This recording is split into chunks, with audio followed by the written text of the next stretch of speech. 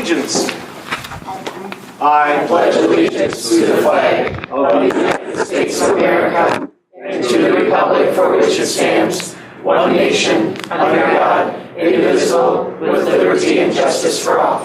Thank you, everyone. Bobby, roll call, please. Jessica Mead. Andy Mary. Noel Deep. Yes. Mary Newfeld. Here. Danny Pyatt. Here. Danielle Yushka. Here. JD Schrader. Here. Jeannie Long. Here. Mike Boldig. Here. We have a quorum present, so this is a legal meeting. So we will move on to the consent agenda. We're looking for a motion, please. Don't fight over it, people. Do I have to read the whole thing? Okay, I make a motion to approve what was this? The minutes, the agenda, the minutes of the financial reports. Do I have to read the whole thing? Please do. I move the board approve the minutes of the August 28th, 2018 meeting, August 28th, 2018 special meeting budget hearing, August 20th, 2018 special meeting financial report for August 2018, consideration of current bills, checks, number 9122-9227 in the amount of $203,379.75. Check numbers 181900172-181900270 in the amount of $662,385.55 and one wire transfer in the amount of $25,767.59 for a total of $891,532.89. Okay, motion from Ms. Newfeld, second from Ms. Long on the approval of all of what she stated. Any questions or comments on those items? Tim, question on the funds where we have them. I see that we have close to about 900 plus thousand in the money market, and the top one you get about 2%. This is at 1.48. Is there a reason that we need to keep the money in the money market for fluid status so you can draw on it? What we're trying to do there is PME is our financial advisor, and we let me pull up that so I'm talking on the same thing. What our old fund balance or investment policy stated was there was no limitation on the local government investment pool. So when DPI wires the district money, it gets deposited in the local government investment pool. And we don't, the disadvantage of it, we don't know the earnings until at the end of the year. Where if we're investing with, or at the end of the month. When we're investing with PMA, we know the interest on a daily basis. The earnings, right now we're earning somewhere between 2% with the state and 2.3% with PMA. And that's an account, if I can, what's the name of that report so I'm not holding everybody up? Bank balance.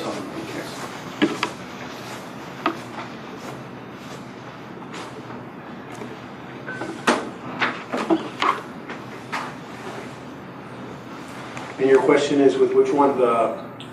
The money market that you have about 900,000 versus leaving it in the state investment pool. Where you get a Okay, higher so return. what we're using the CoVantage money market account is to supplement the earnings a little better than the payroll account. So Dawn can go ahead and we have a process where she's going to transfer funds from the state investment pool to CoVantage. We'll go ahead and put it within the money market account, and then every other payroll we're drawing down that account and putting it into the payroll checking. So essentially it's a cash handling that we're doing. We do try to be sensitive, and that account balance is going from $1 million to under 100,000 almost every month. So it's just in and out, in and out, in and out. Just to keep you fluid. Mm-hmm. Okay. Thank you. Any other questions on that? Hearing none, all those in favor, please say aye. Aye. Those opposed? Motion carries. Public comment. no one's signed up. Alrighty. And we do not have student reps yet this month, so we will go right on to new business. Item A, board member recognition. I wanted this on the agenda because I received a letter in the mail on behalf of Mr. Andy Mary.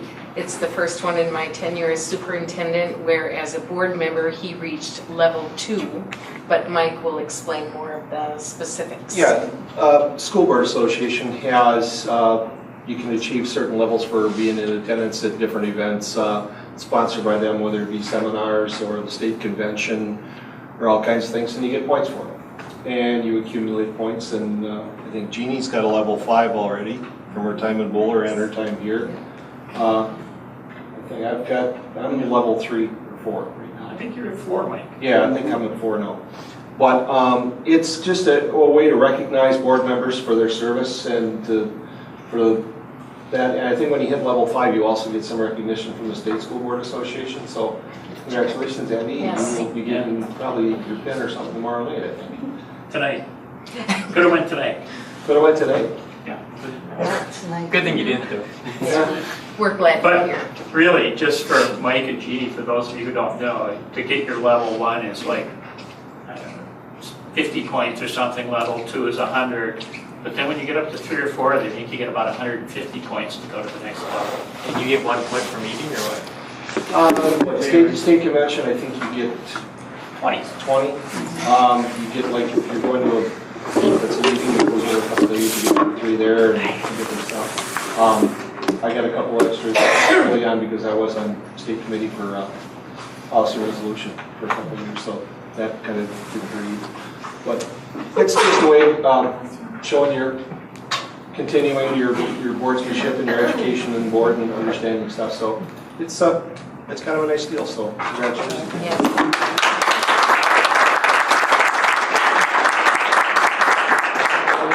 Thank you. Alrighty. Committee of the whole, will you be looking for a motion, please? I move the board approve the minutes of the committee of the whole meeting on September 11, 2018. Okay, motion from Dr. Deep, second from Mr. Pyatt. Any questions or additions or corrections onto those minutes? Hearing none, all those in favor, please say aye. Aye. Those opposed? Thank you. Item C, position analysis. I want to take this one, Mike, and Please do. I asked Matt Morang to prepare the position analysis. Matt gave you that last month. And I want to apologize to the board because I failed to get it uploaded to board docs this weekend. So that was my fault, and I'll take full responsibility for it. Matt's analysis talks about the role of the athletic secretary and her duties. And I can remember when Paul Sergilo was the school banker. And when Paul retired, those duties were shifted and put on to the athletic secretaries. And Matt goes to describe some of the duties that Beth has picked up. But I think the biggest one, that there's really 2. We have our school, the facility scheduler on there where we do online scheduling of activities. And to make our scheduler work, we essentially schedule both the middle school and the high school by room. So it's a tremendous amount of work that Beth does. And in preparation for the meeting tonight, I looked back at Beth's work schedule this past 2 years. And when you look at the month of June, technically her position is a school year position. So it should be done within a week or so of school being out. If you look at her schedule, in the month of June, she's typically doing 145 to 155 hours in that month out of about 160. And then likewise, when you look at August, she's doing 140, 150 out of 160. And she's even got some overtime hours thrown in there. And then during the month of July, she's typically doing somewhere around 60 hours during that month, 60 or 70 hours. So it truly is an 11-month position. 11-month and some. Beth has been with us for over 25 years. And I feel that the district is, I don't want to say taking advantage, but any other employee with 26 years would be entitled to 4 weeks vacation.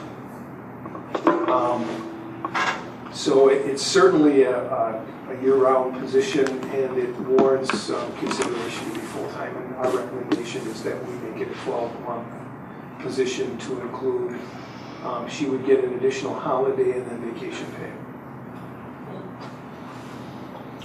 I saw that this was not listed as an action item. Do you need a board action for this? We discussed that at length. We did not believe so because she's been doing the work and it's more of a reclassification. It was impressive to read all that this afternoon. Right. So we're just, it's really just an information. We're going to be, as of October 1st, we're going to be making that a 12-month position, and that's the background behind it. Okay. Anybody see any difficulty with that? Probably still in the room. Yeah. Well, good. Yeah, I don't see a problem here. So I think we're good to go from that standpoint. Thank you, Tim, for that, and Matt for the analysis. Appreciate that. That was very well done, very in depth. Very good. Okay. Now we'll get into the board action portion of the meeting. So at that point, item A, administrative guidelines. We would be looking for a motion, please. I move the board adopt the administration guidelines as presented. Motion from Jeannie, second from Jessica. Discussion on it. We've all had a chance to review them and understand that it is a dynamic document. It's not static. It can constantly change, and if the board feels that there's something that they want to see something different or change of verbiage or whatever, we can recommend it and ask Neola and make sure everything is all cut and dried. So we should be able to make that go. Anybody got anything else other than me sitting here flapping my gums? Okay. Thank you. In that case, all those in favor, please say aye. Aye. All those opposed, motion carries. Short-term borrowing. This, I get a feeling, is moving again. Yeah, there's an email document, and this is one where I had been in conversation with our bond counsel in preparation for October when we actually do the borrowing. And I was waiting for her reply, so I wasn't able to get it into board docs until Monday, because I didn't get the reply until I think Sunday. But essentially what we do there, when we look at our cash reserves and we give you, if you want to go ahead and go back to that account balances statement from the consent agenda. And I'll just give you a second if you can pull that up. If you look at towards the bottom, there's a line of credit. And it used to be years ago, and this is probably 3 to 4 years ago, we did a tax and revenue anticipation note. And that's a very formal borrowing for short-term borrowing. It's for a full 12-month borrowing. And it requires almost similar criteria as general obligation bonds. There's very strict guidelines with the statute. What we're doing now is we're doing a line of credit. And the difference with the line of credit is during this time of the year, the statute says you cannot make a draw after July 30th. So we have no access to funds now, and we have to have it paid back by November 1st. So it's really, it's not a true revolver like you would have with the small business, but it's a short-term line of credit. And I like it because the cost is less And we're only into it, if you look back at our history, back at our bank balances, November is typically the month that we're going to dip into it with the second pay period. We haven't gotten our equalization aid for December. Our tax revenues don't start coming in January and December. And that's the month that we're going to be short. Last year, we did not dip into the revolver at all. We came within, I don't recall off the top of my head, but it was under 100,000 of needing to access those funds. I'm anticipating that I'm working at our cash flow right now to true it up from last year, and I'm anticipating somewhere between 650 and 700,000 is what we would feel comfortable with.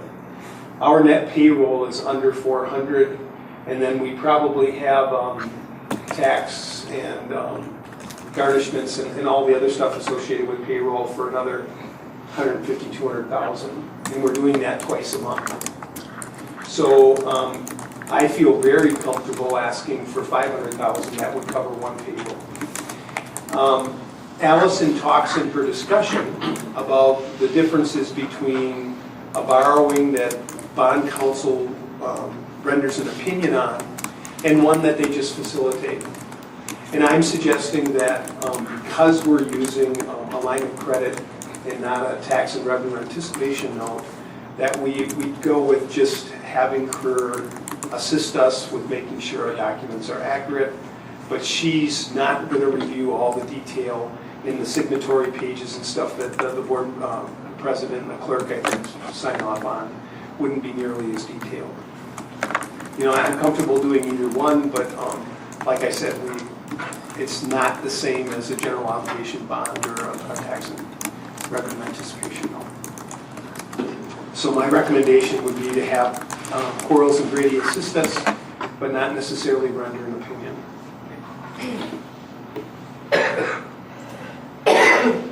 Do we actually need them, or can we just do it ourselves? I mean, how much do you think it's going to cost? When I talk to other business managers, the fee isn't so bad. Last year we spent probably $3,500 in document preparation and review. You know, and it's certainly a good security, but it means that to qualify for that opinion, I provide them with a tremendous amount of data. What I would like to do is, I'm suggesting that last year Covantage made the offer. We have 2 local banks that are interested. We just talk to the local banks, get their terms, have Allison review those terms, and the statute sets a limit as to what our maximum is. I wouldn't ask for our maximum, just what we would need to cover certainly a payroll and just a little cushion, and do it on a local basis. But there's a statutory requirement that we have a lawyer review our short-term loans, for instance. There is if we're doing tax and revenue anticipation notes, but we're doing a line of credit. And Allison goes into a little bit of discussion in her notice there. So it's districts do both. Like locally, Everest and Wausau do something similar to what I'm proposing. You know, if we were talking something that was really for 12 months, you know, we're going to be in and out of it in under a month. Did we used to use, have to use money twice a year? And now we don't. The last couple of years, our May payroll, we seem to have funds available, and I haven't delved into why that is so much. We used to dip in May as well. Used to do it. And it'll be dependent on how we spend down our grants this year, because we're carrying over a lot of grant funds, and what we do with capital purchases as well. So did we hire them last year, or did we just We do do. it on our own? We hired them last year, and we've hired them for the last many years.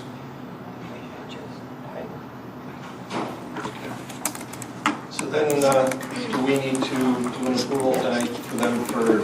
I need some direction. If the board wants me to get, have the bond counsel with an opinion rendered, I can advise them to that. The other reason for having it on is I'd really like to go ahead and issue, you know, an amount that I think we should between 600 and 700,000. so that we are just covered in the event that something would, an emergency or whatever. We typically take advantage. I guess I would say I'm not that worried about them giving us illegal terms, that I would be tempted to not do anything at all and just have you read it and say, hey, we're fine, instead of spending $3,000. Yeah, and the opinion, they're going to make sure our documents are accurate. It's whether or not they review all of our cash flow and our cash flow projections to see whether they're accurate and that the proceeding was held according to open meetings law and all that kind of thing. But again, we're not doing tax and revenue anticipation notes like we did in the past. We're doing a simple line of credit. So it's always good to have legal counsel look at it just to verify that everything is on task and above. Yep. So I would recommend that we have Quarles and Brady assist us, but not necessarily have an opinion. And that you allow me to finish my cash flow and not to exceed, let's go 700,000 in a line of credit. Do we need to do that in the form of a motion, I think would be appropriate? Okay, would somebody like to make that? I'll make a motion to approve the proposal as presented. Okay. Motion from Dr. Deep, and we have a second from Danielle. You're the first, so. Any discussion on that? Okay. All those in favor, please say aye. Aye. Those opposed? Motion carries. And then we'll present it in October then when we're ready to go. Okay. Ready. Item C, the Great Lakes Grant. I think we thought it started at 7, so Okay. we sent her a Is message. it all right if we move that down on the agenda? Yeah, we can until she arrives? drop that down until she arrives. Thank you. All right. Not everyone is used to You know, this well, fabulous 6 o'clock start time. Let me put it to the board. Is the rest of the board okay with putting that down to the bottom? Yes. Okay. No. Yes, that's really fine. We might be out of here in a second. Yes. Alrighty, then we'll skip down to item D, legal services. So we had suggested at committee of the whole, you know that Dean Dietrich has left Ruder Ware and started his own firm with Shane Vanderwall. And so what we need the board to decide this evening is if we do indeed put forth a request for proposals and just ask Dietrich Vanderwall to submit, or if it is your wish simply to continue with Dean and his new firm. How have we done it in the past? Can somebody shed some light on that? I don't know, because in my tenure on the board, we've always been represented by Dean with Ruder Ware, so I'm unfamiliar. This is uncharted territory for me as far as. Would it be legal for us to continue to contract with him now that it's a different firm? Or does the board, is it obligated to ask for proposals? That's my question. I don't believe you are obligated. I know it is your decision. As Tim and I discussed, he would have every right to put forth a proposal just like any other firm. But that's really up to you if that is your wish. I know he talked about longevity last evening and his desire to stay on working with this board, but again, it is your decision. I guess I'd rather just keep going with Dean. I think he feels over there and it's not functional. So he's talking about keep surviving his cancer and his heart attack. And a stroke. And a stroke. So he's still going, so he. Well, he just is familiar with. He knows what's going on. So that's a And the positive. school district and the board, the administration and the board both are also familiar with him. I was just trying to make sure that we cover our bases there. Well, he is an expert in school law, and that's one of the reasons that his departure from Ruder is Ruder was going away from the school law segment of their business and going into investing in other areas, so that was his level of expertise and his familiarity. As he stated last evening, when he was temporarily the dean at MTC for a year and a half too, so he's very vested in the educational business, so. And is that what, that Shane Vanderwall, is he an educator? Isn't he the guy that's the Mattoon He was, lawyer? he was, but But is this his? I don't know that. I'm not able to answer that, nor has Dean shared that insight. Or is he like another branch of the? they're part business partners. And- So he would just be- and Okay. Whether that encompasses beyond that, Okay. I don't think for sure. So he wouldn't be able to help us on things related to Mattoon. Dean would, presumably. Well, it's my understanding that he is no longer the attorney of record for them. Okay. So, but that's a question better asked of him. So, what does the board wish to do? Do we want to put it out on a request for proposal or just leave it where it is? I thought you made a motion. I guess I did, but I'll make that as a motion. I just suggested that. And your I'll motion make a is- motion to just stay with Dean for now, Okay. unless somebody really feels strongly otherwise. I'll second. We have a second. We have a second from Gene.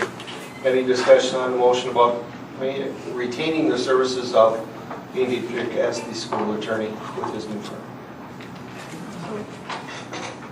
We don't want to. We don't want to, that's the motion is to retain him, not to put it out for bids. Do you think that we should pursue other? That's why we're having discussion. I kind of think we should see if there's, Yeah, I think it's an I mean, opportunity he can, just to check. he can put in a proposal, it doesn't mean we have to go with somebody else. And I was thinking, preference with us, but I don't think it hurts at this junction since that has happened.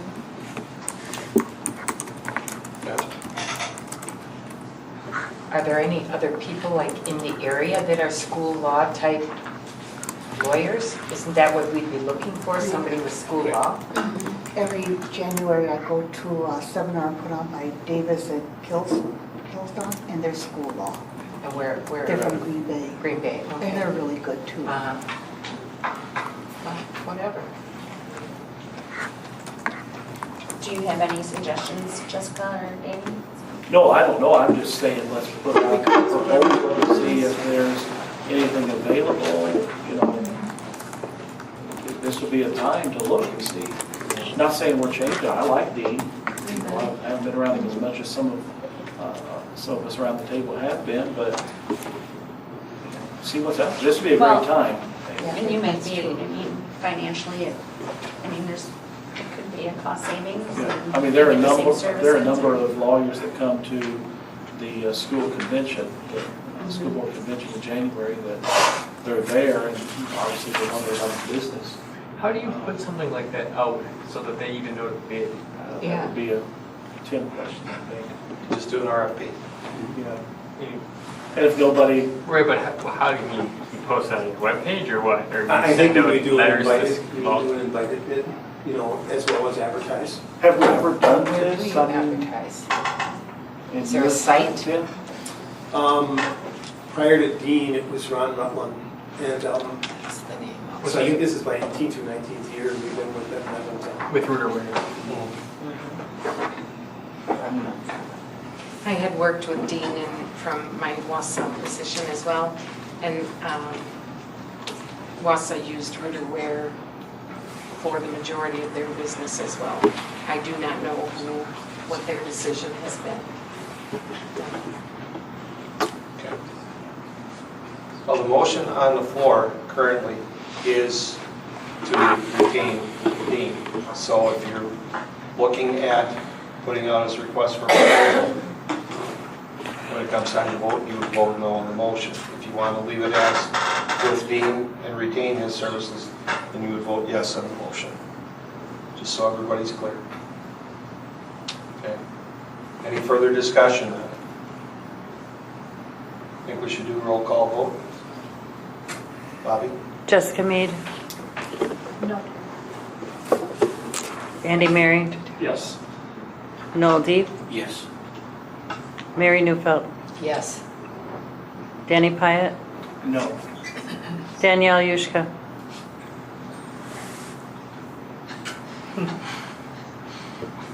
Yes. JD Schrader, Yes. Jeannie Long, Yes. Mike Boldig, Yes. 7-2. 7-2, motion carries. We will retain the services of Dean Dietrich as the school attorney. I like Dean. Yeah. That's fine. That's fine. It's on camera. Yeah, I know. As You'll know. we always said, we do not have to vote unanimous on everything, but once the board has voted, we support the decision of the board. Yep. Alrighty, since Bree is here, do we want to put her back in where? Sure. That's all right. That's all right. Bree, we'll jump back right through you now here. I was in the comments the whole time. We're not- My Bobby was lucky to at 5:45. Do we look like we're angry about anything? Our meeting No. is here always. I ran. Oh, I thought you expected us in the comments. Well, you could have come on a field trip. So I just want to provide you with a little bit of background information as to why we even applied for this grant in the first place. Because that'll kind of give you some information as to, why it's so important. I was going to say, I'm going to run and I'm going to trip and I'm going to do everything tonight for you guys. We're It'll not be a as show. wireless as some people would like It'll us be to. a show. So, as a counseling center, as a staff, last year we surveyed our senior students. We wanted to know where you're going, what are you doing. We surveyed them at the beginning of the school year, and these are the results that they said. 84.2% of our students were college bound. 4-year, 2-year, whatever it might be. The other percentages are there for you as well. Of that 84.2%, we know that up to 40% of those kids aren't going to make it to class that first day of school. Whether it's they didn't get their financial aid completed, their class selections weren't done, a gamut of different reasons. Tom Zamzow actually gave us information on this Great Lakes grant, and it's essentially building a bridge between their senior year of high school and getting them in the seat on that very first day of college. So we applied for this Great Lakes grant, and they awarded us a grant. It's like a $40,000 grant, which is super awesome. We're super thankful. But what it is we're like tailoring our services and providing counseling services to them through the summer. So students are opting in, giving us their cell phone numbers, permission to text them, to ask them all of these questions. Kelly and I kind of brainstormed and we're like, how are we going to get this information from our students? Because we don't have their cell phone numbers and we've never texted them before. So this is like new territory, new waters. We do a senior portfolio night at this point. We're going to do an exit survey at our senior portfolio night. That includes, would you like these services from us? If so, click yes and provide us your phone number. We're going to use this Signal Vine is a messaging service. So it's not from mine and Kelly's personal phone numbers. We're not storing any of their information. It's through this company, and they opt into it. They tell us, if they text us in the middle of it and say, I'm done with your services, then we're ceasing our services. So one of the documents that was provided for you in your board packet was this Signal Vine data sharing agreement. I just really wanted some extra eyes to look over it before I signed on the dotted line for our district, because I know that this is completely new and completely different. The other document that's provided for you is the Great Lakes Grant Agreement. So this is, with them providing us this fundage, this is all of the things that we're committing to as a district. And I just want to highlight some of the things in there. So it's pretty straightforward until you get to letter H. The National Student Clearinghouse, that's where we're going to get our data from. If these students are saying, yep, I went to school that first day of school, that's awesome. We trust you, but this National Student Clearinghouse is a paid membership to be a part of, which we've never done because the membership is $850. I mean, that's quite a bit for this data. They're paying for that for us. So we get that data of how many of our students went to which type of schools and which actually attended. So that's a big thing for us. I also sounds like a big one where I'm going to this conference in Indianapolis, and it sounds like a pretty large expense. They're paying for that for us. That's part of this, is that we want to network with other schools who are part of this grant and doing the same things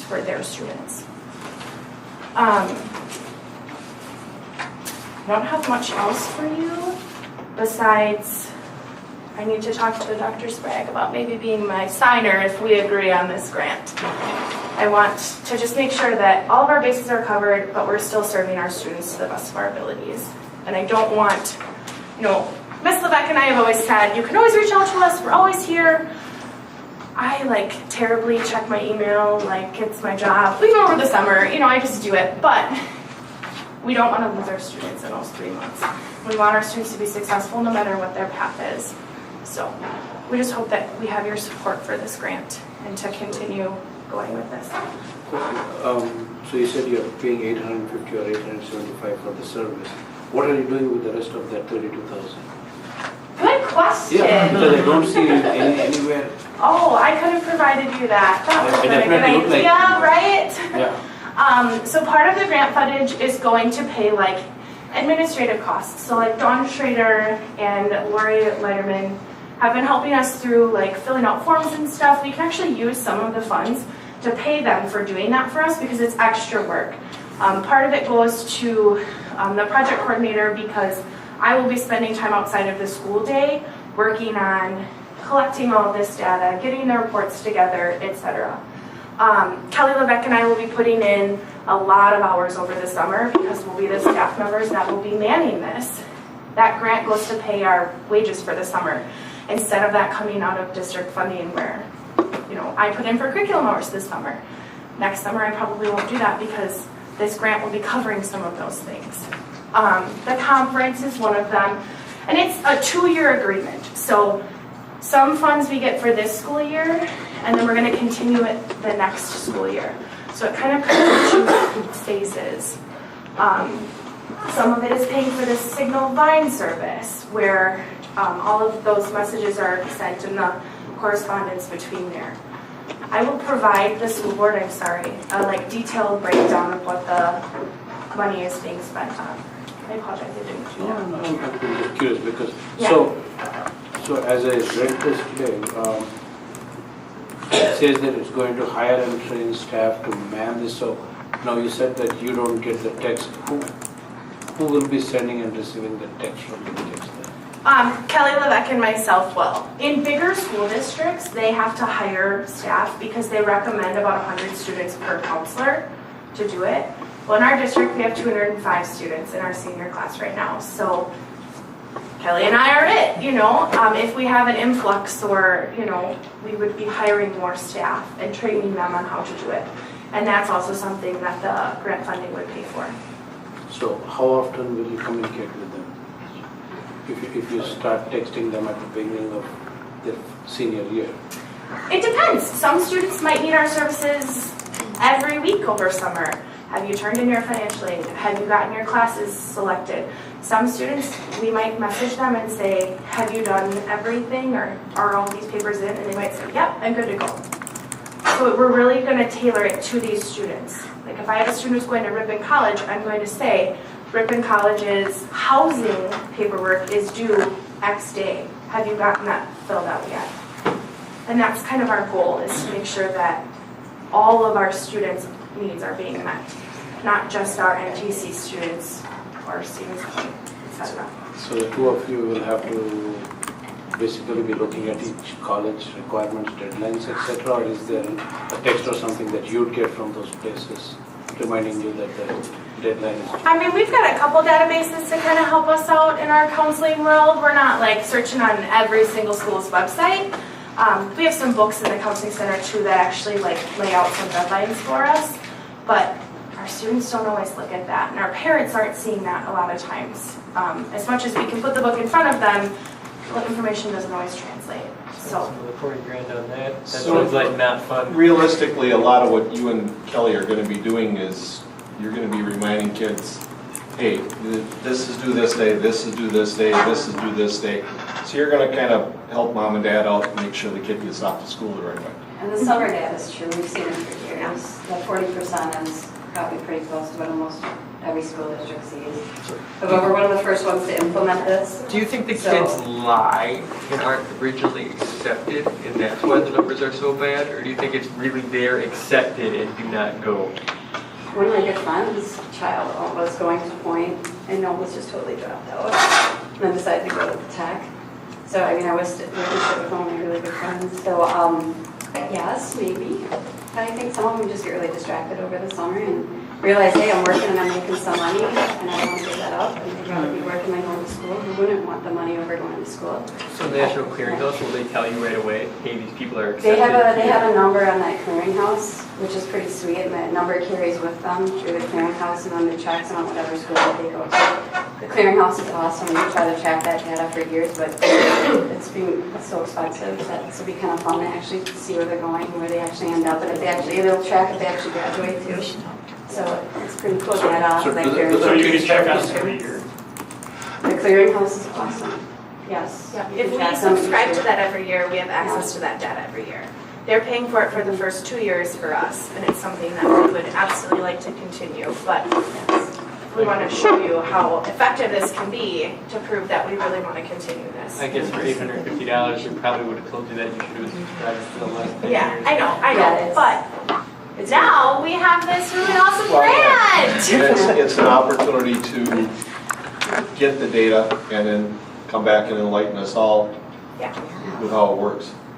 I think this is really great. There was just a report on NPR about this, sort of thing. And one of the things they highlighted was that for a lot of kids, you know, they get some bump and they go to their parents and they ask them and their parents work through it. But for a lot of kids, their parents have never done it. They're just Well, I mean, aren't for going to help like them through it. our community, our population, our surrounding areas, a lot of our students don't have that support. A lot of our students are first-time college students.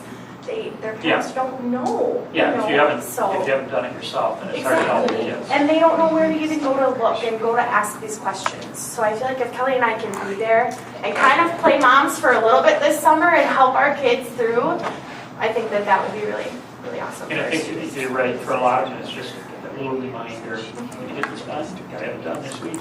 Well, they get all this freedom come like Yeah. June 8th, and they're like, I don't even know what to do with my hands, and then they miss something, you know, like they just miss a deadline, or they miss a paperwork, or a signature, or a checkbox. But is there And some they way lose that it. parents can be involved in that too?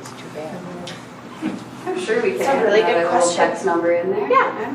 They can call the Totally counseling cool with office that. and tell them. Secondary number, I'm fine with that. I mean, we haven't formed this survey yet. We just figured this is a perfect way to reach every single one of our senior students because every one of them has to do the portfolio. It's not a choice. So why not do this?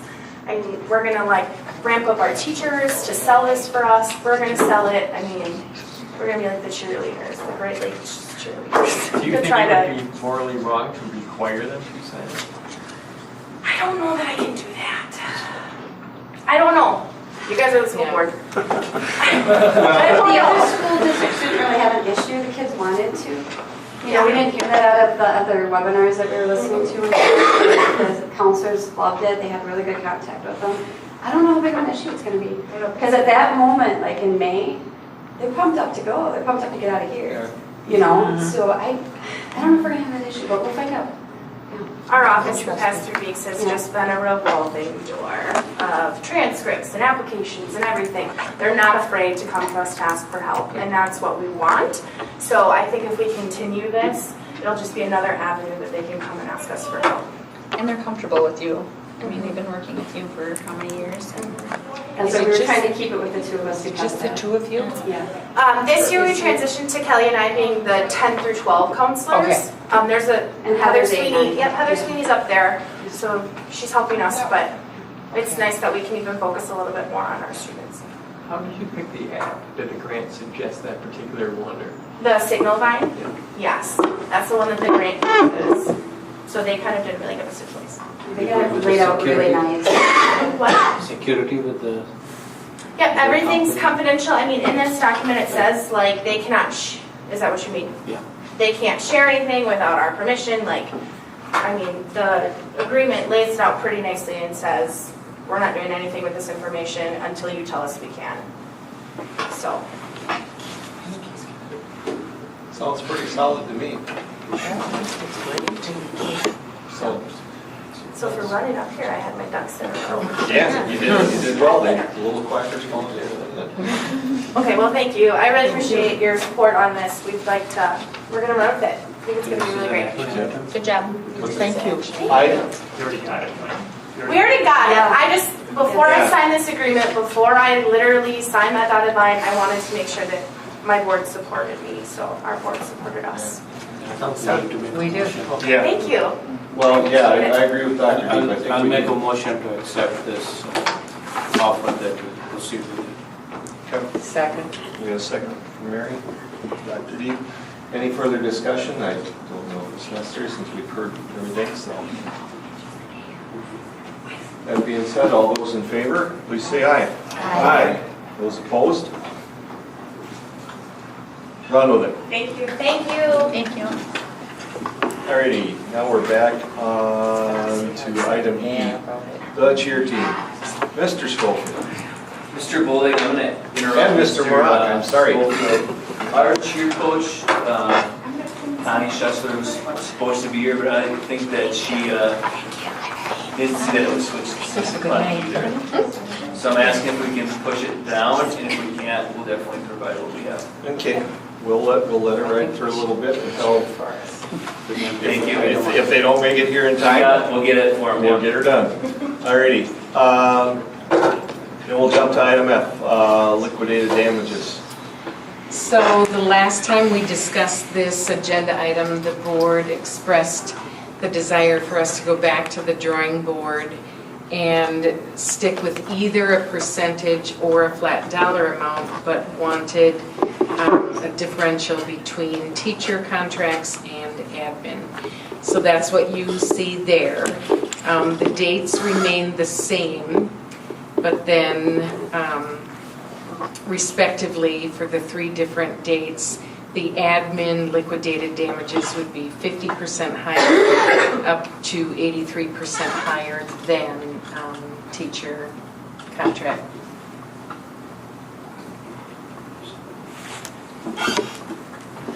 Okay. What is the 83%? It's 30,000, not 83% higher than 2,500. I'm going to say 83% higher than 15. No, that's, yeah. No. I'm wrong. Quick math there, Mike. So it's Yeah, that was great. That was way quick math. Is that 83% higher than it was?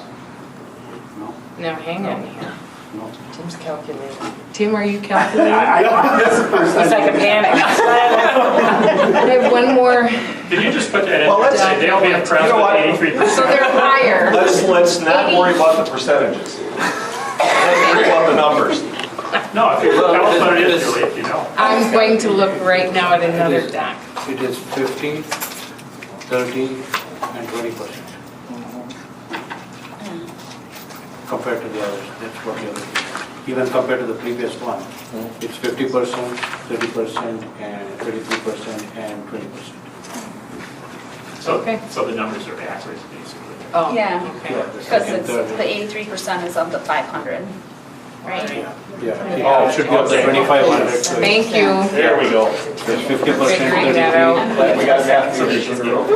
No, that's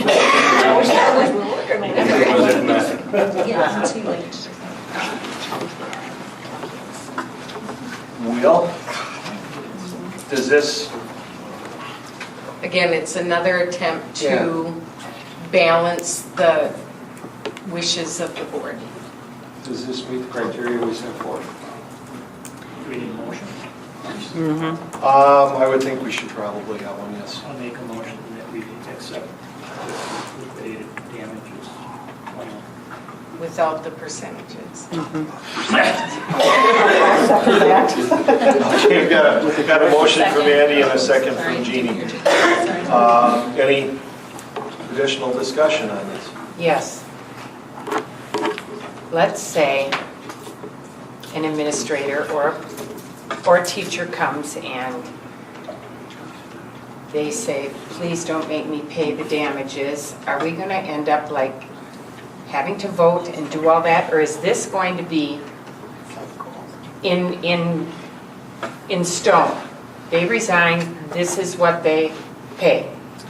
So But what, know, it seems- But you still, I thought our discussion, Mary, was that on a case-by-case basis, if there are some extenuating circumstances, something that comes up, the board still has the authority to intervene and say, maybe we might give them a ride, maybe. In certain situations. Yes, the board And still has the ability to do As, that. right, as I understand it, it was Andy's suggestion that administration make a recommendation. So Okay. we wouldn't, share details on everyone, certainly, but we would make recommendations as we saw fit, and then you would have the option to either endorse that recommendation and waive the liquidated damages or not. Should that somehow be part of the motion? Is that necessary? Or it should be policy. So we talked about that, we didn't put it in the motion just because now we know that's our job. Okay. This is just an update to our policy. Right, an update basically on the numbers. So do these numbers go into teacher contracts when new ones are signed? Then, We actually have a table that's right in their contract. Can you see that? So they know what it is. And this will go into administrators that have time to sign it. Okay. So like, we're kind of faced with that currently, and like, how do we deal with that kind of situation? I mean, it's not fun. So like that one's come up a second time, so how do you address things like that? Well, that should be a separate item for discussion. Yeah. After this is done, if you want to bring that up and if the board wants to consider that. Well, no, I mean, I'm not saying like, let's make a decision on that particular person, but I'm just, as part of this and as the policy. But this is going forward, that predated Yeah. this. So that's not part of these numbers. This is going forward. Going Oh, forward. okay. So going forward, if Alright. supposing next month you had somebody who came in, and I don't think it should apply to anybody on the resignations today either, because Correct. that was presented to the administration before the adoption Yeah, yeah, of yeah. these numbers. Okay. So the old number should hold good for them unless something changes. They technically be grandfathered in. And I think on the other one that everybody's discussing, the board already did have that. Space shuttle and you need to move it. Unless somebody wants to reconsider. Yeah. So that should be brought up at a separate time. Okay, so we have a motion in front of us to accept the administrative recommendation for the liquidated damages. We all good at it? If you're voting yes, you're voting in favor of this. If you vote no, we're sending it back. So, ready?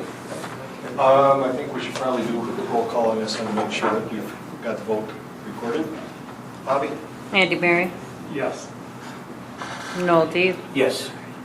Mary Newfelt, Yes. Danny Pyatt, Yes. Danielle Yushka, Yes. JD Schrader, Yes. Jeannie Long, Yes. Jessica Mead, Yes. and Mike Bowley. Yes. That takes care of that. Let's drop down to item G then, new hires. I move the board approve the following new hires. Ron McPhail, school psychologist, $50 an hour. Mary B. Lowe, speech and language, $63,500 per year. Kelly Rasmussen, service. $9.71. Oh, thank you, $9.70. 71 cents. That's kind of a Kristen No, it's. Heisley, special education, IA, $15.30 per hour. Okay, a motion from Jessica, a second from Danny. This is all pending. Any question on any of these?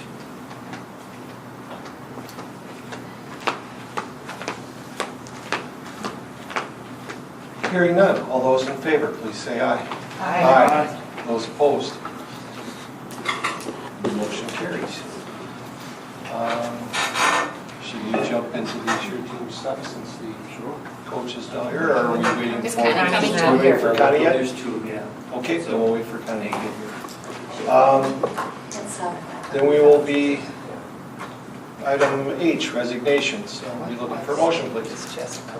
Move the board accept the following resignations. Steve Kirsch, HSID teacher, effective October 30th, 2018, and Jessica O, housekeeping, effective August 22nd, 2018. Motion from Dr. Deep, second from Jessica.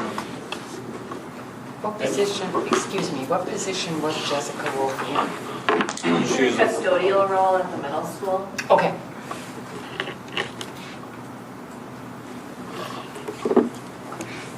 I have a question, Tim. Steve Kirsch, he's been a teacher in the district for 20-some years, I assume, right? And so, does he give up his, I mean, we have a retirement benefit, right, that we subsidize? He's giving up his HRA funds, yes. HRA funds. But he's going to be making more money in his new position, I assume. I've heard that, but I don't know that for a fact. Well, just for the sake of argument, let's assume he's making $5,000 a year more. Will that significantly increase his Wisconsin retirement? It's the last 3 years, so as high as 3 years. Which would be 3 So there years would if be- he there would be keeps teaching some for in 3 there. years, yeah. Yeah. I was just curious if that offsets that RHRA. I don't know. You know, okay. And I don't know if that was the real reason. I have a question. He's talking about the termination fee, but then 30 days notice in the contract. So does that make the termination fee or? In the contract, it discusses a written notice when there's a, to kind of release him from his contract, he has to give us a 30-day written notice of termination, and that's what he's invoking. And But he's not asking for exclusion of the liquidation charges. He'll still be paying us. That's what I took it, right? In his letter, he outlines that he understands there's a termination fee. So he's not requesting for a waiver. No, they'll still pay that. Okay. And this would be a case where his new district probably pays that fee anyway. Or he may have negotiated that. He may have. Okay. Any other questions on either of these? Are we posting his position? We interviewed a candidate last night. Just last night. So yes, it is posted. Thanks, Glenn. I know you hate to answer a question directly. All right, any other questions? It's a lot more impressive interviewing someone without ever posting the job. Makes it easy. All right, hearing none. All those in favor, please say aye. Aye. Those opposed? Motion carries. Now, since both ladies are here, let's jump back to item E on the cheer team.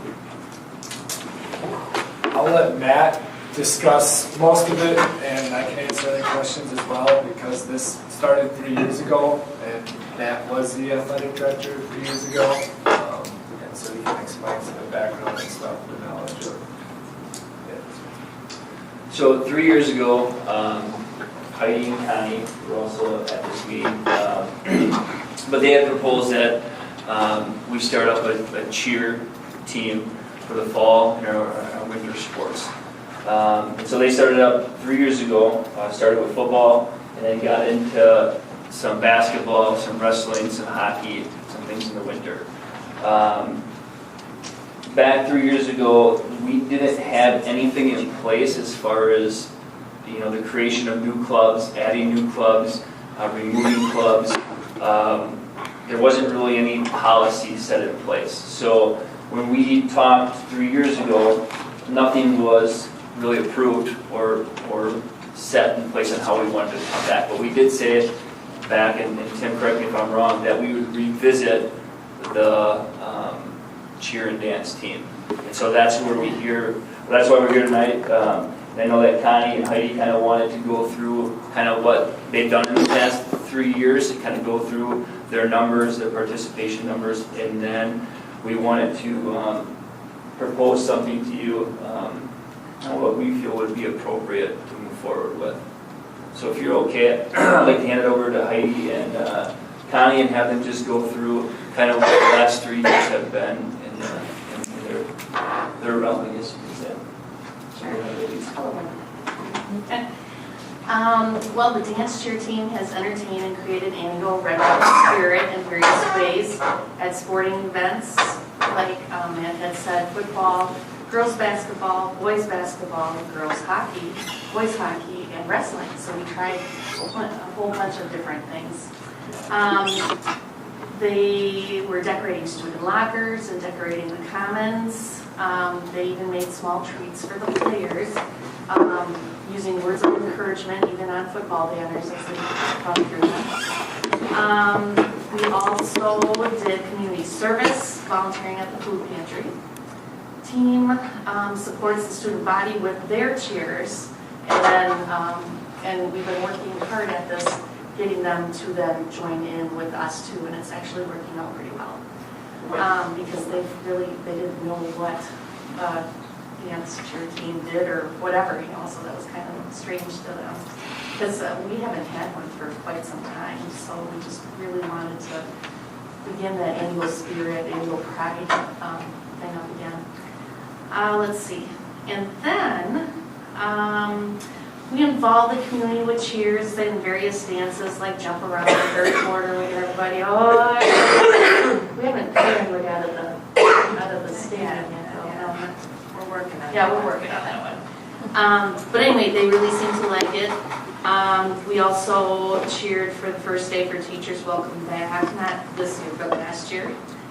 We also visit elementary schools at their assemblies, and also I know we went to North for reading with elementary students last year, and they really enjoyed that. The elementary kids really loved seeing us and working with us.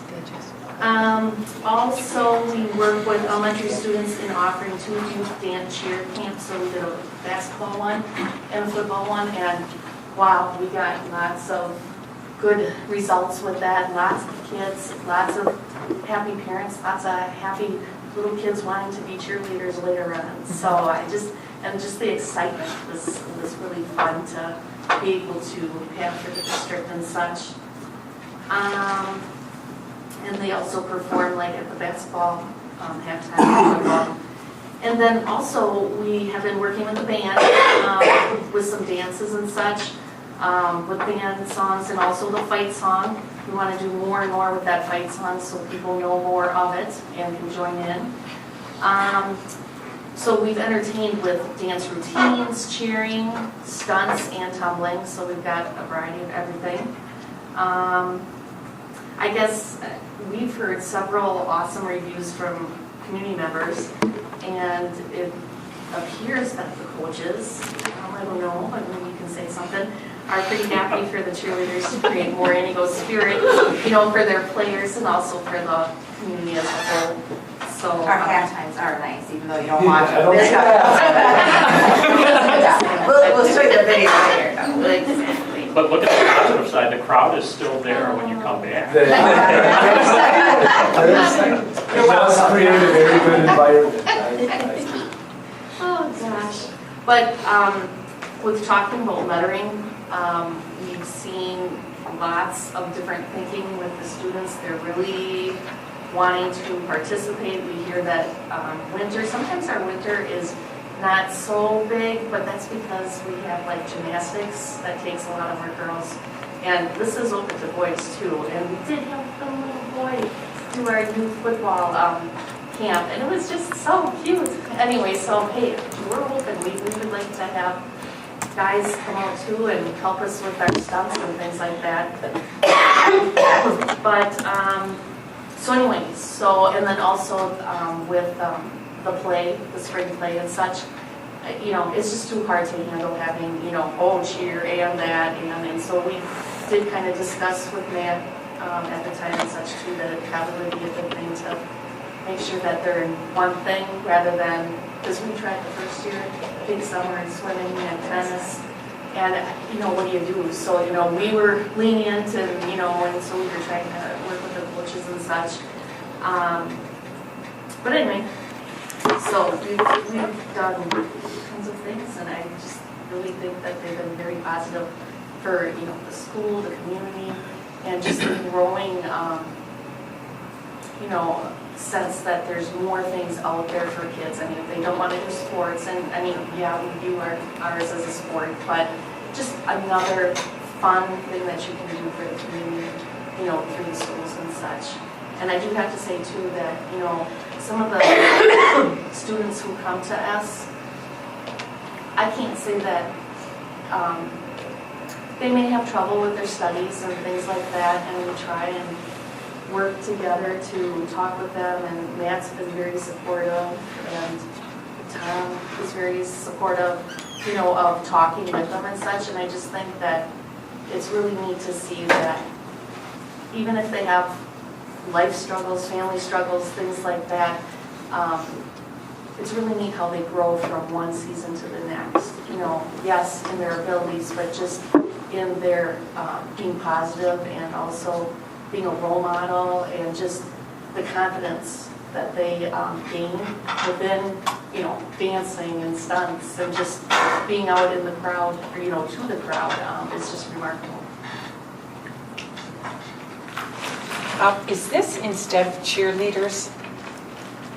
This is. You know how there dance used to and be, like, you cheer. had tryouts and there were 8 cheerleaders, so this is in place of the cheerleaders? This is what it is, so like, Okay. there was pom-pom before, and Okay. then there was cheerleaders before, but, you know, when we came to the group as a whole, we said that we, you know, compile, so, you know, I'm more dance and such, and you're more cheer.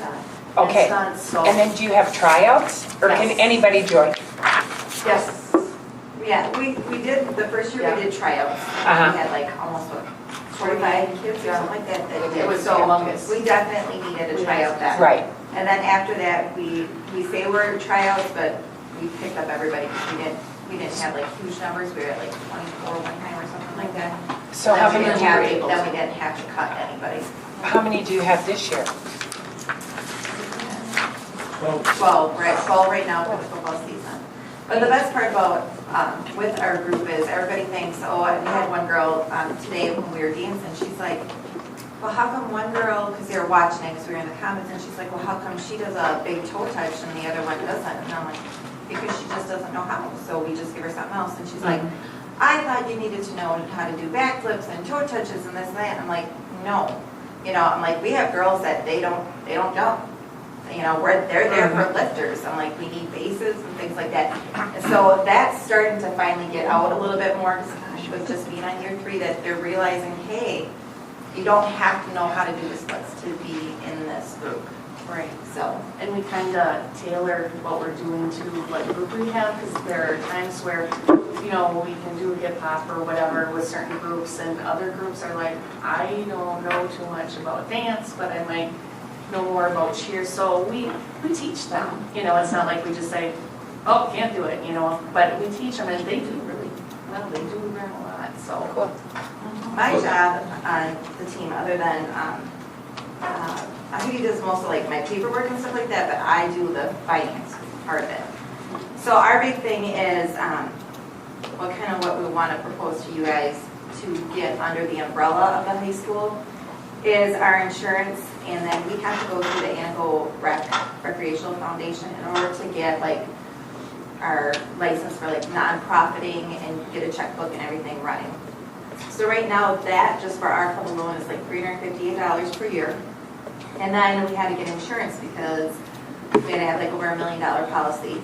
So we went through somebody here local that got us a good deal, and we're at $278 a year for insurance. So we're spending $636 just to say we're a club, because we cheer for Anaco's teams, but yet I feel personally, I'm not sure about Heidi, but I still feel like you're here for us, but pay your own way, which we did. So we came in with no poms, no uniforms, no nothing. We went through, we fundraised well over $600. We have one person that came through out of the community and gave our club a loan, interest free, paid it back when you can. We have $240, I think, left to pay that person, which we will because we're finishing up our fundraising. So we will have everything paid for, all our comps. Ford knew about this and took us under their wing and said, what do you need? And I'm like, we need megaphones. They're like, we can get you megaphones. So they're like, we can give you 9 of them. But we can't get you lettering, find your lettering. So a lot of parents are doing our cotton candy for us while the games are going on so we can get our lettering. So as for currently, everything, once our fundraiser comes through here in October, everything will be paid. Then we're going to start working our way into getting dance uniforms, because that was another big thing. The community is like, you've been here 3 years, where are your dance uniforms? The girls are always in the same uniform. We're working on it. So, I mean, yeah, $636, that's a lot of money that we could be putting towards some dance uniforms.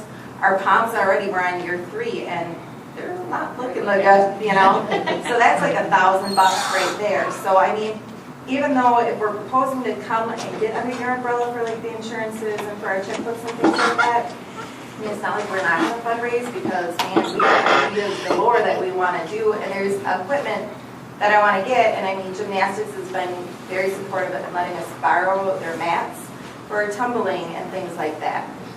So, I mean, in some ways, I feel like definitely the community is definitely supporting us a lot.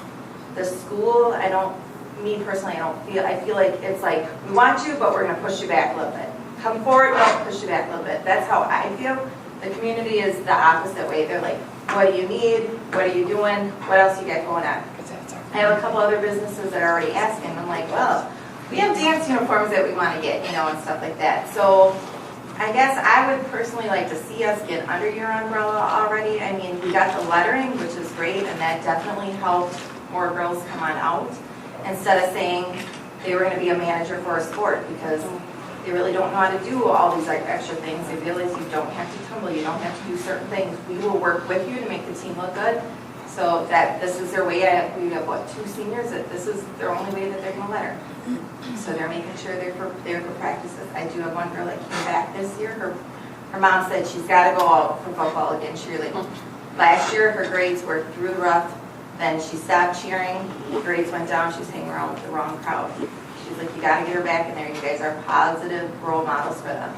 So, and especially having them do this youth thing. This year, for the football, we left them decide what they want to do, and they had to take on a leadership role, and we just kind of sat in the back and made sure our girls were doing it to show these young ones, you need to start looking up to these older ones. And especially they can get this youth leadership role underneath their belt, they can use it for college too.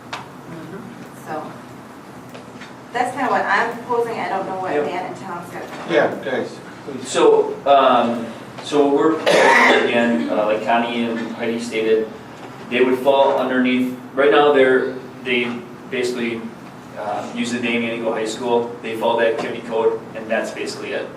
Like she said, they go through the Rec Foundation. They don't fall under our student activity account.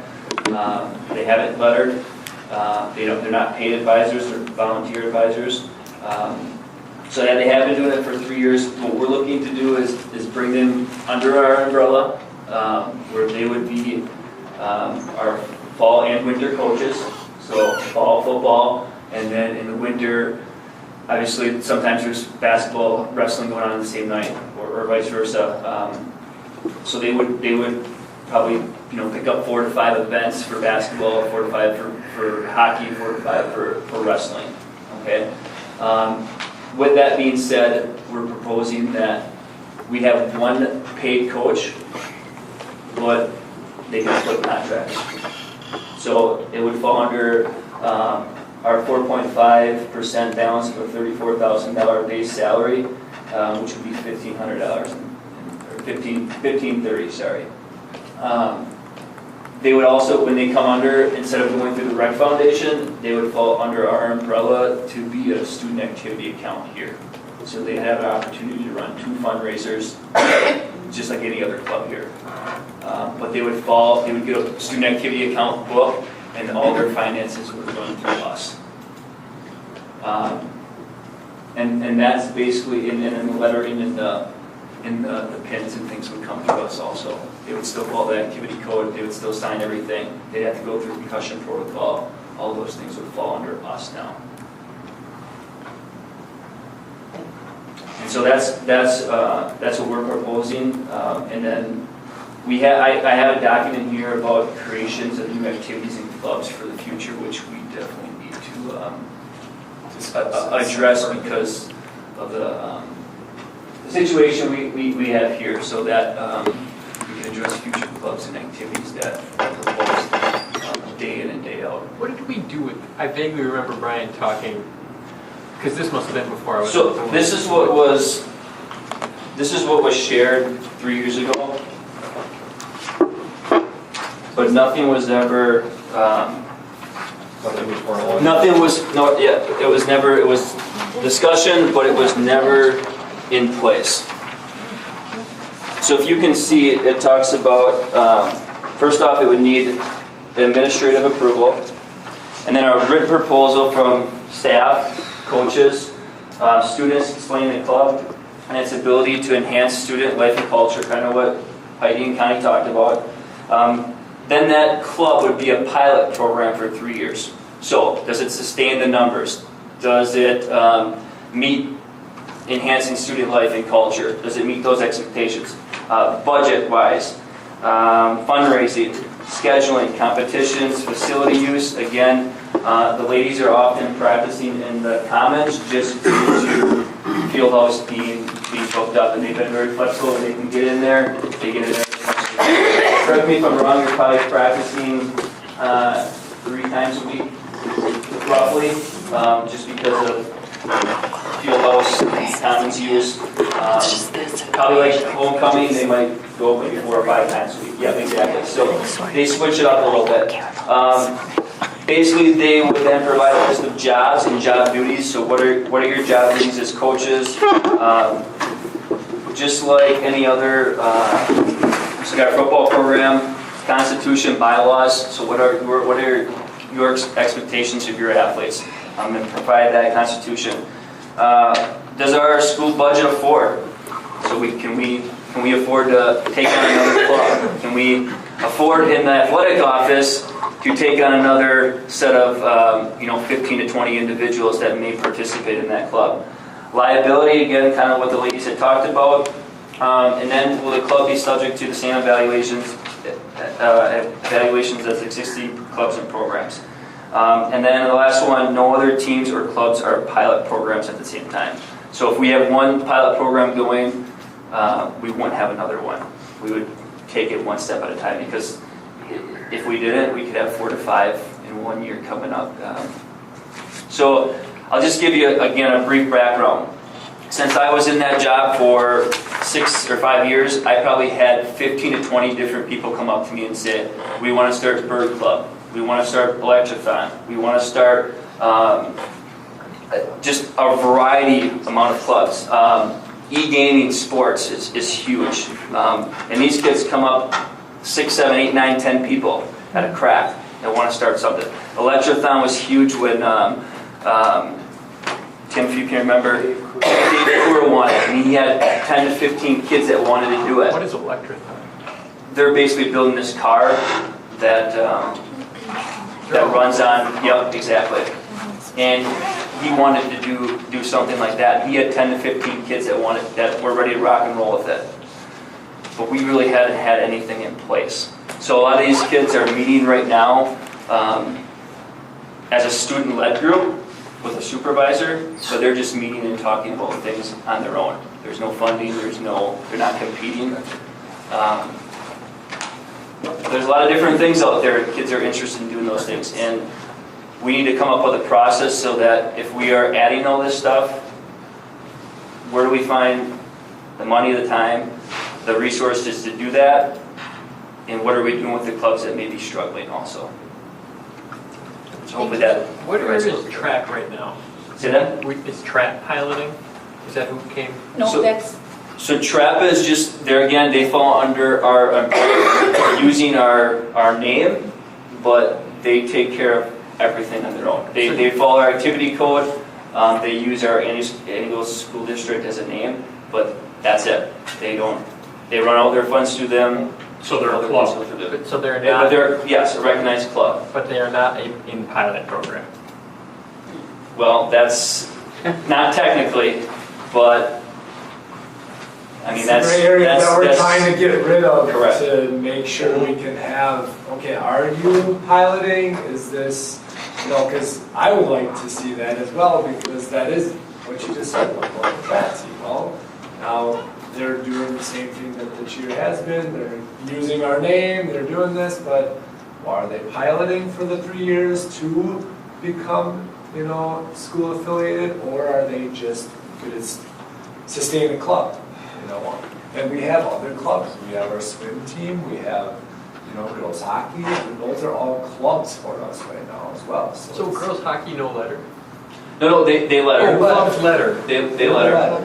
Yeah, they let her through us. But they have some different ramifications too when they were approved by the board in the previous years. So tell me the categories. So we have, what did cheer used to be? That was. Well, cheer was a club and activity a long time ago. Right, when I was yep. in high school. Correct. Cheer And then it kind of fizzled out. Did we cut it because we had no money, or because there was no I kids? believe there was no kids. Yeah, Right? Is that right? You're right. It fizzled out because there was no participation. It got to the point where it If wasn't I could sustainable. make just a couple of comments. I know the board gets pressured by community groups to authorize a club activity, or even authorize a varsity co-curriculum. And we're so gracious, we're going to allow them to use our liability insurance. Matt and Beth and Tom are going to help them manage their funds, keep the athletic code, but they're going to fundraise for the pom-poms, the uniforms, the transportation, the tournament fees, the on. And what happens when we do that, when we have a varsity sport like football, the expectation is every single football player is getting on a bus. We provide the transportation, they must take the transportation. It's a certified driver, we've got the safest vehicle on the road. Now it's a club who wants to participate in an event, and on Friday afternoon, Matt or Tom is calling me saying, Mom and Dad want to drive so-and-so to them. We have almost no ability to check whether or not the parents are safe drivers, have a safe driving record, whether they have adequate insurance on their vehicle, whether their vehicle is properly maintained. And so my concern is just the liability. We're entrusting parents to do all of this stuff that is being sanctioned by the school, and you're relying on an athletic director who's doing this from 3 to 5 for something that's 7. We have to be very cautious. So with them bringing this up about how we let a club begin to be a club, we have to look at how we remove co-curriculars too. Because I think if we're going to be successful with co-curriculars, you cannot expect parent volunteers in the long run to make a co-curricular activity run. I mean, we have seen it, and some of you know the impact of that, where our coaches are doing fundraisers to pay their own salaries and to pay for officials' fees. I mean, it's crazy what we ask our kids and our parents to do. And if I'm not opposed to doing it this year. I think it's a great thing. But at some point, we have to say, what is the criteria, and how do we evaluate which one should be, we should fund and support, and we should fully fund and support those activities which we sanction. That's the best way to do it. Hey. That's kind of where I am too, because I'm a teacher also. So, and I should tell you this too, that we have not gone to away games or anything yet, because that was kind of like part of the deal, that we would do home games and such. And I know the girls have been really interested in, oh, well, you know, can't we do this or can't we do that? And I myself, as a teacher and only being a club, would not want to transport students in my own vehicle. because I wouldn't want to have that liability on me.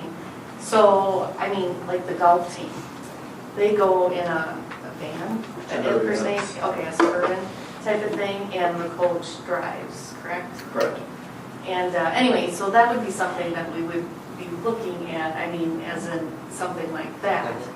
Then I'm okay, and, you know, there's no parents, there's no, you know, anything like that that we have to worry about, because we've told them over and over again, you know, right now we can't go to away games, and I'm not saying that we are even interested in that type of thing, but we would feel safer, and I would feel a whole lot better knowing that we're underneath the high school, you know, especially when we have that connection as a teacher and coach. We do have like the insurance to go away. Like we went through it all and they're like, yep, you're covered. If you would drive, and even if we have another girl that drives, she can take the team. But like Faye says, you know, we're like, we feel like we're in a rock and a hard place. We got our insurance on our end, but we're still not with the district, and it's like, well, do we go, don't we go? And, you know, we both want to feel comfortable, because Heidi doesn't want to, which I totally understand. And she understands that I'm like, let's go. It's Merrill, it's, you know, it's Watson. It's an hour away, get these girls in the car, we got the insurance, let's go. So, I mean, we both want to feel comfortable with whatever the decision it is. Because we would, you know, we'd like to start doing some away games, not all of them, but like maybe get one or two under our belt, you know, and stuff like that, so. And that's my point exactly. We're you know, we're putting together a proposal to get something started, to get us under the umbrella. And it's as you can imagine, every single group that starts wants to do one thing more.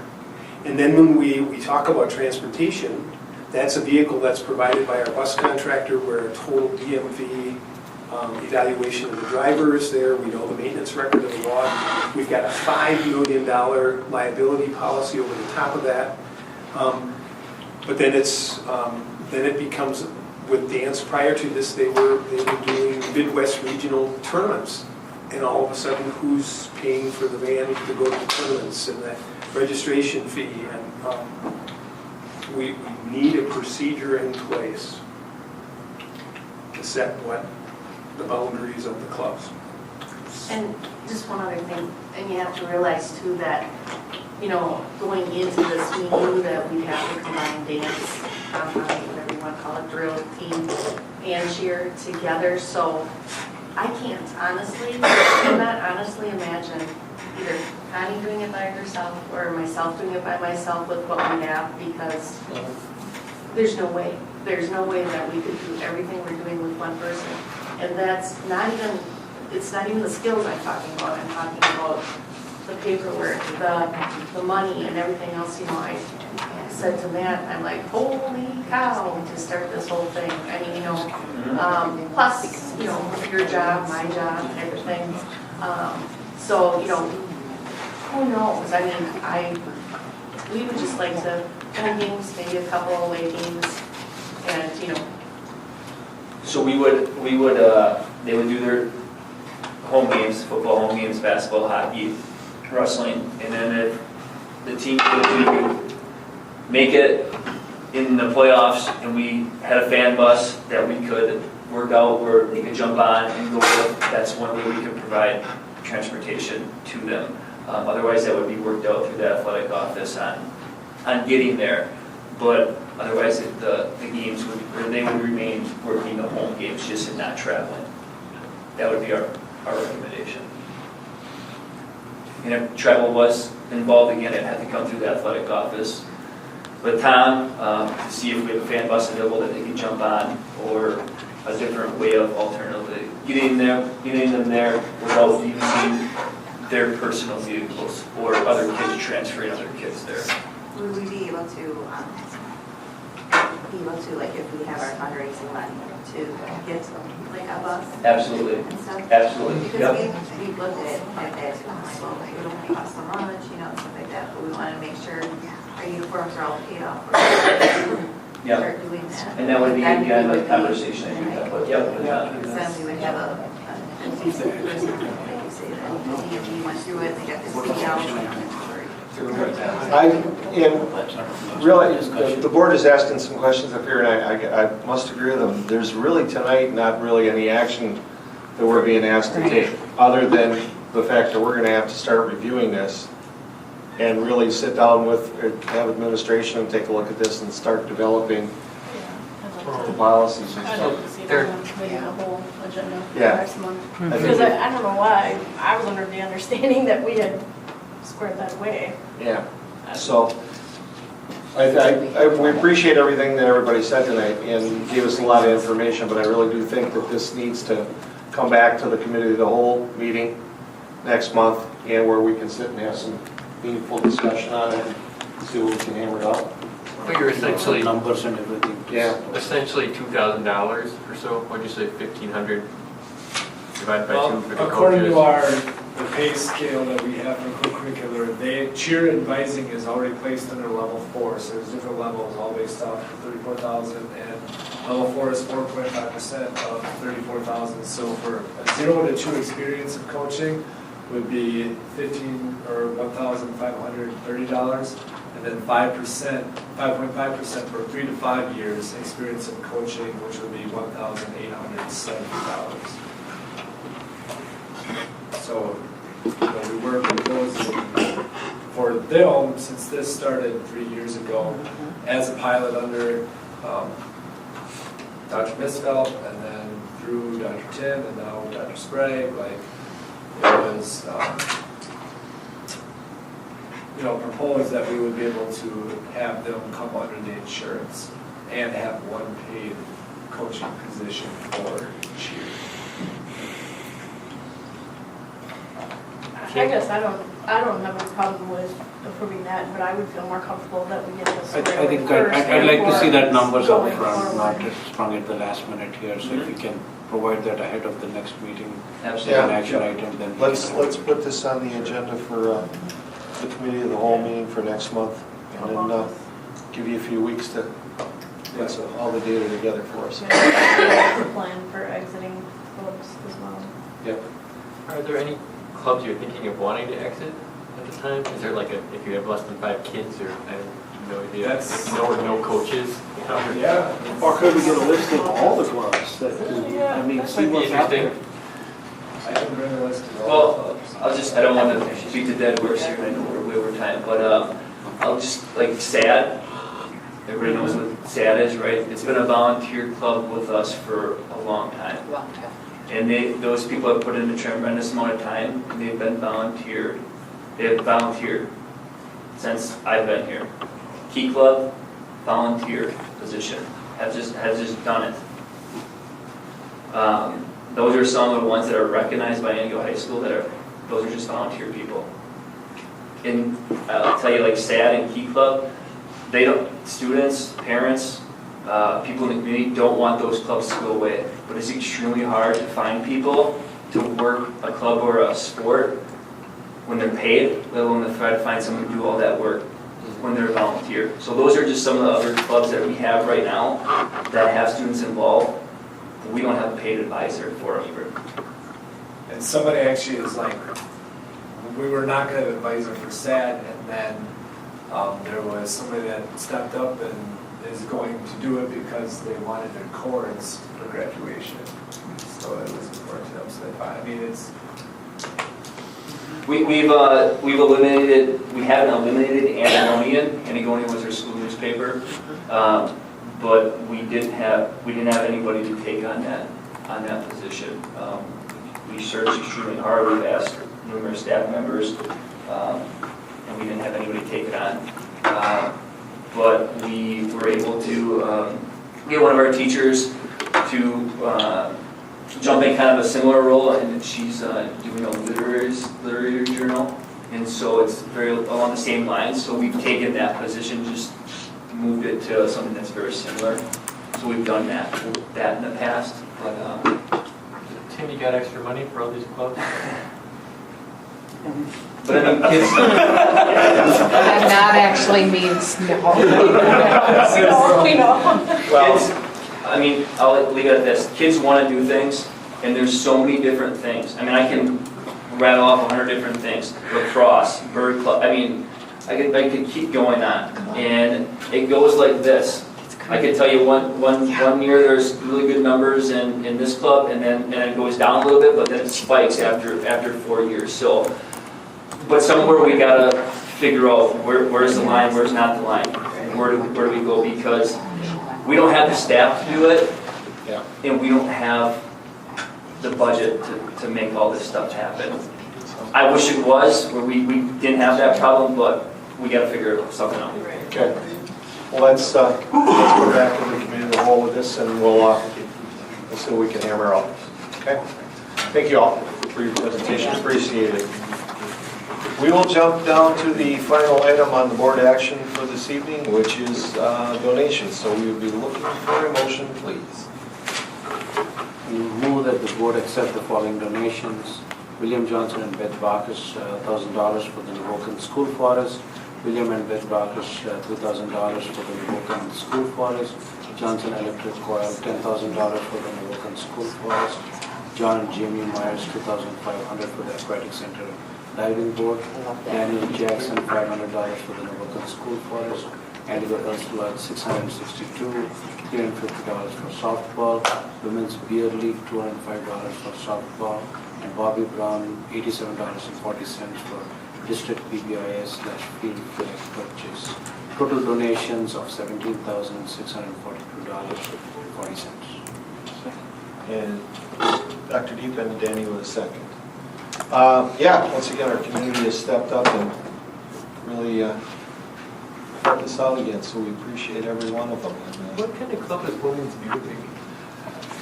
Do they just drink? Is there like a sport? No, it's softball, I think. Yeah, it's a softball. Come on. It's Women's Beer League. That's not very descriptive. It's summer softball. Yeah, summer is. And I think it's great that they donate some money. While they were playing, so that's a big thing. Any other discussion on the donations? No, thank you. Thank you. Women like their beer. If not, all those in favor of accepting, please say aye. Aye. Those opposed, motion carries, and we thank them with a lot of gratitude, and we appreciate everything our community does for us. And that concludes the motion for adjourn. All those in favor, please say aye. Aye. Those opposed, motion carries.